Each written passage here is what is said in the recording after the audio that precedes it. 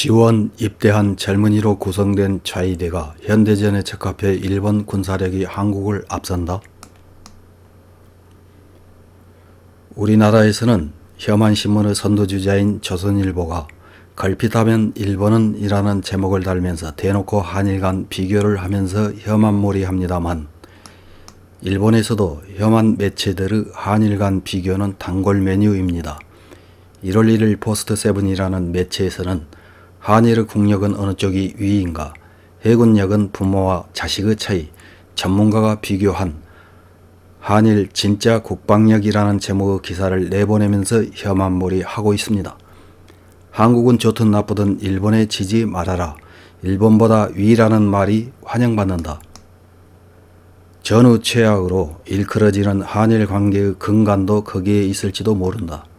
양국 불화의 원인이 된 강제징용 소송은 외교적 경제적인 문제이지만, 그로부터 파생된 한미일 3개국의 지소미아를 파괴하는 등 안전보장에 관한 문제는 동아시아의 지정학적 리스크를 높일 만큼 국제적인 문제로 발전할지도 모른다.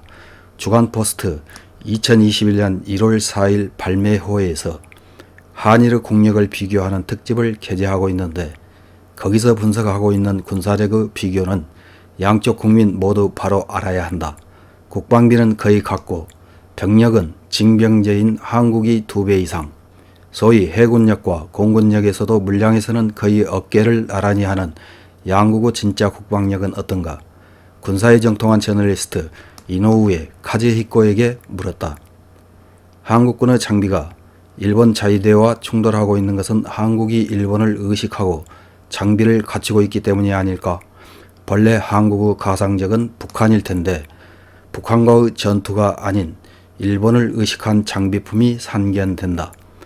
또한 잠수함은 안중근으로 명명하고 상륙함은 독도로 명명하고 본래 우호국으로 제휴해야 할 일본에 대한 섬세함이 전혀 없다.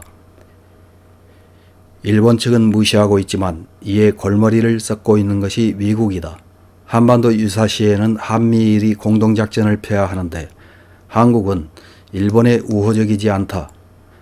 미국의 동아시아 전략에 있어서 일본 열도는 매우 중요하다. 이곳을 빼앗기면 중국군도 러시아군도 장애물 없이 태평양으로 갈 수 있기 때문에 미국의 서해안조차 이태롭게 된다. 그러나 한반도는 그렇지 않다. 미국이 극동에서 해병대와 해군의 주력을 일본 열도에 두고 있다는 것이 그 증거일 것이다. 그래서 미국은 한국이 일본에 적대하는 것을 그만두게 하고 싶지만 좀처럼 그렇게 되지 않는 것이 고민인 것이다. 한일의 국방력을 비교하면 몇 가지 측면에서 한국이 앞서고 있다. 그러나 질적으로는 일본이 앞설 것이다. 예를 들어 한국 공군은 자위대보다 성능이 좋은 전투기를 가지고 있지만 숙련도에서 자위대는 지지 않는다. 해군력에서는 주요 함정 수도, 함정과 항공기의 성능도 해상 자위대가 압도적으로 앞서고 있다. 게다가 숙련도의 차이가 크다. 원래 해상 자위대는 경험이 풍부한 구 해군 군인에 의해 육성되고 있으며 제로에서 시작한 한국 군과는 다르다. 지금까지의 주일 미군과의 긴밀한 관계와 오랜 기간의 공동훈련 등으로 미 해군과 공동작전을 할 수 있는 것은 해상 자위대이다. 일본이 오오스미형 수송함을 배치했을 때 한국은 이에 대항하듯 비슷한 전통 갑판을 가진 조금 큰 강습 상륙함을 만들어 동양 제1등이라고 자랑하기도 했다. 어쨌든 그 한 명도 그렇고 한국의 가상적국은 도대체 어디인지 물어보고 싶어진다. 병력에 관해서는 한국이 2배 이상으로 많지만 지금의 군대의 징병제는 생소하다. 현대전은 예전처럼 숫자가 많은 것을 말하는 시대가 아니다. 현대의 군대는 고도화된 하이테크 무기를 다루어야 돼서 체력뿐만 아니라 높은 사기와 지력이 요구된다. 따라서 스스로의 의사로 지원에 입대한 젊은이로 구성된 좌이대는 현대전에 적합할 것이다. 한일의 국방력은 해군력에서는 부모와 자식 정도 차이, 종합력에서도 일본이 이기고 있다고 해도 좋을 것이다. 이런 기사를 읽은 일본 네티즌들은 어떤 댓글을 달았는지 몇 개 확인해보고 마치겠습니다. 첫 번째 댓글입니다. 잠수함 안중근으로 명명하고 상륙함에 독도로 명명한 나라의 어른의 대응. 게다가 독도가 아닌 다케시마는 불법 점거되어 있는 것이 명확하게 되었다. 지금 해야 할 일은 제재와 단교일 것이다. 다음 댓글입니다. 일본의 레이더 조사하는 적국을 봐줄 필요는 없다. 용서 없이 보복 행동을 해서 야유를 넣었으면 한다. 어른의 대응 무시는 안 된다. 트집을 잡았으면 단단히 봉합해 주어야 한다. 이제는 어른의 배려는 필요 없고 단계로 이어지면 되기 때문에 2배로 갚는 대응을 부탁한다. 다음 댓글입니다. 일일이 한일을 비교하지 않아도 좋다. 일본은 군사장비는 있어도 억제적으로 사용한다.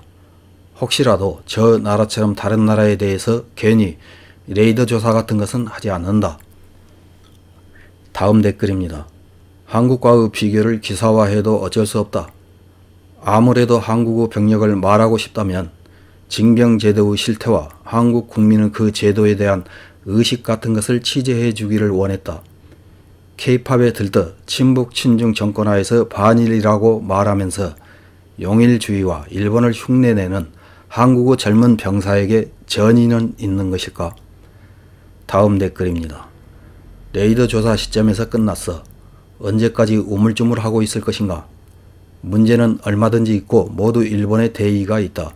국교단절, 제1강제 송환은 당연, 즉시 다각적인 초보복적 경제제재로 매듭을. 다음 댓글입니다. 전혀 의미 없는 국방력 비교. 방위성은 과거 한국과의 국방력 비교를 실시한 적이 없을 것이다. 전혀 상대가 되지 않는다. 장비의 질이 전혀 다르다. 한국에 제대로 된 국산 장비는 하나도 없다.